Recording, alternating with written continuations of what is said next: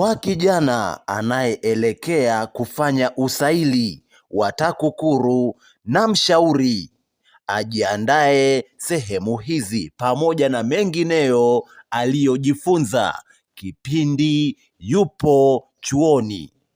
Namba moja ni kujua TAKUKURU ni nini. Mfano, kujua maana ya rushwa, athari za rushwa, njia za kupambana na rushwa, pamoja na kufahamu majukumu ya TAKUKURU. Namba mbili ni kufuatilia mambo ya nchi. Mfano, kufuatilia masuala ya uchumi na maendeleo.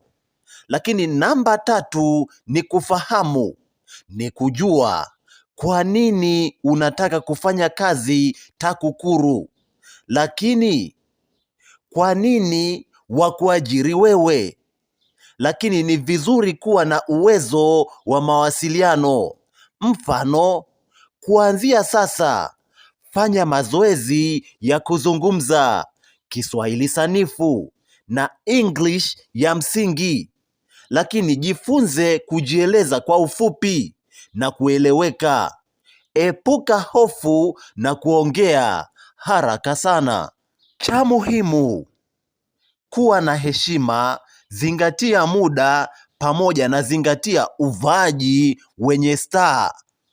Mwisho ni utii na maelekezo, pamoja na mengineyo uliojifunza chuoni. Asante sana, nikutakie kila la heri.